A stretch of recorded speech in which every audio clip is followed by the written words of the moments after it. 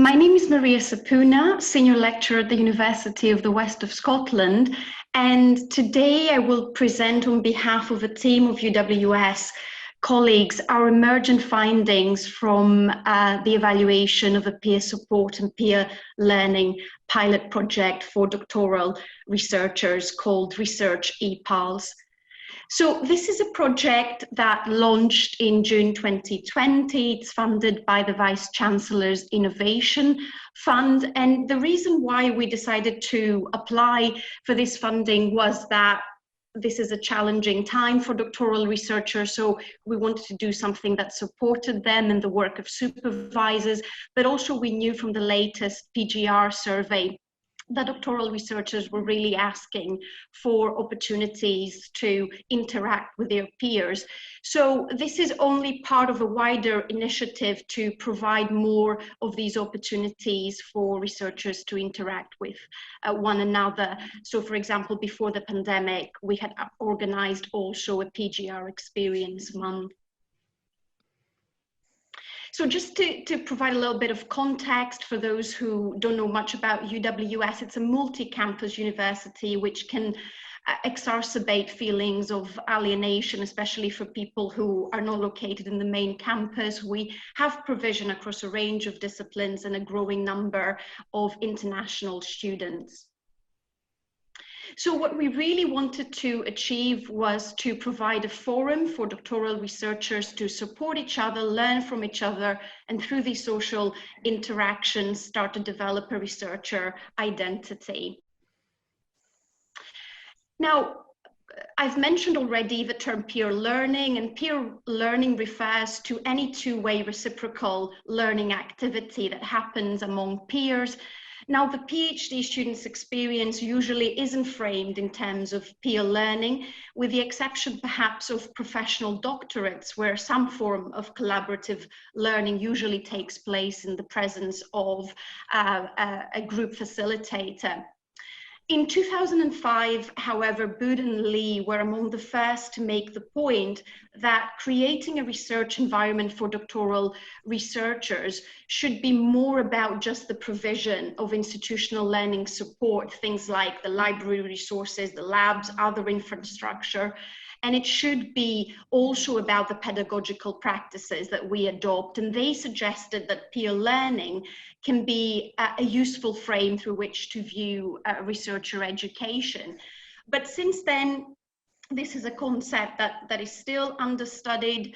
There is a lack of conceptualization of collaborative forms of learning in doctoral education. So we wanted to do a little bit of research on this. And in terms of its theoretical underpinnings, here I'm citing Lev and Wenger's situated learning theory and also Vygotsky sociocultural theory, just because these are theories that really make that point that learning is a social process. And we know from the literature on peer learning at different levels of education that it can really help students during transitions. So for example, it might be particularly useful for students who are in their first year of PhD study.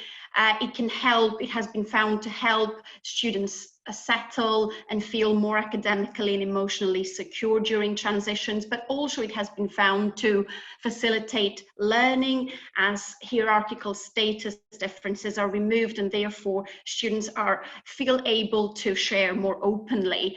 And although it hasn't been as widely studied in the field of doctoral education, from the few studies that exist, we know that it may have potential to produce benefits also for doctoral researchers. Now, there are many different ways in which you can organize peer support and peer learning activities for doctoral researchers. What we did in this case was we invited doctoral researchers to act as volunteers to organize and facilitate online sessions for their fellow peers. It was a cross-institutional model, so both the facilitators and the participants could be from any discipline. And we really wanted to ensure that this remains student-led, so the facilitators were to choose the theme of the discussion.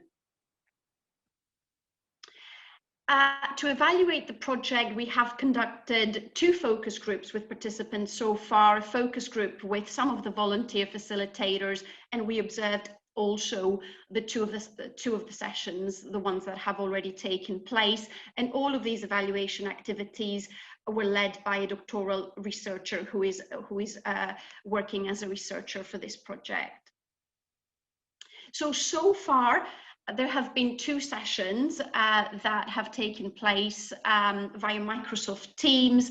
Each session has been facilitated by 2 doctoral researchers, and you'll see, you know, that the themes that the researchers have selected, I would say, fall more under the realm of peer support at the moment rather than peer learning. This is what they've chosen to start with. So they've had a session already on their experience of supervision during COVID-19, and the second session was on procrastination and how to deal with it. I saw these comments were made also in the chat during the keynote speech. I saw that other universities are doing similar initiatives, and that the sessions are not as well attended in other universities as well. So we were hoping for even more participants, although we did want to keep the sessions small to enable everyone to share. And all the participants in each of these sessions were from a range of disciplines, levels of study. Almost all were international students, so there is a sense there that there is a need to belong and to feel like you're part of a community, and also some evidence of repeat attendance.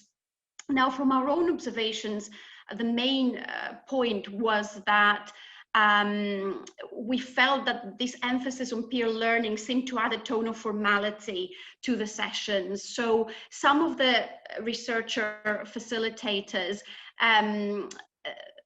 took more of the stance of a teacher rather than a facilitator, even though they had received training on this, on active listening and facilitation skills. So at times there was more of an emphasis on coaching and telling than on sharing.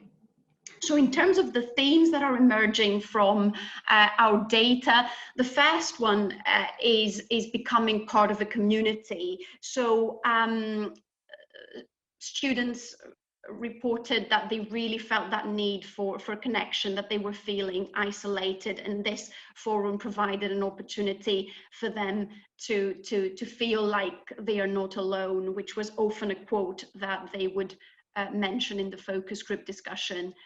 And the other theme, which is predicted also from theory, is that they enjoyed these discussions because they were able to share issues openly, issues that they weren't necessarily able to share with their supervisor. And I think the first quote here is really good, because it shows exactly how they feel sometimes when they are meant to communicate with their supervisor.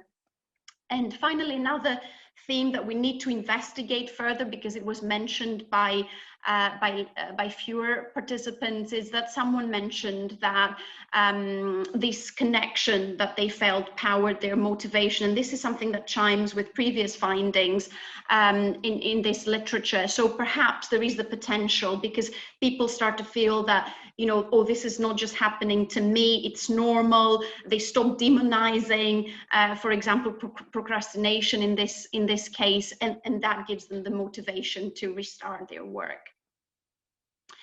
In terms of the facilitators, there was a mix of motives. Some wanted to take part to develop their facilitation skills, and these were the ones who tended to kind of take more control of the session, and there were others that wanted to do it purely for altruistic reasons of just wanting to help their fellow peers. But for all, the most rewarded aspect was that feeling that they had helped their fellow peers connect. And the most challenging aspect was that we invited them to actually work together. So they found that quite challenging. and it gave them lots to reflect on how they work with others and what they need to do to develop those skills. So we don't necessarily have very strong conclusions. It's more reflections and questions that I would like to share with everyone. Overall, I would say that we have found that peer support and peer learning can have benefits for doctoral researchers, and therefore supervisors and departments should consider integrating their students into a learning community. And perhaps if it's done at supervisor and subject-specific level, participation will also increase. So yeah, we were still grappling with issues. What should be the role of supervisors in this learning community, and what should be the role of peers in this learning community? Because we found in our project that assigning the role of a facilitator to some doctoral researchers actually changed the tone of the sessions in some cases. So very interested to share with everyone and hear from your experiences. Thank you for listening.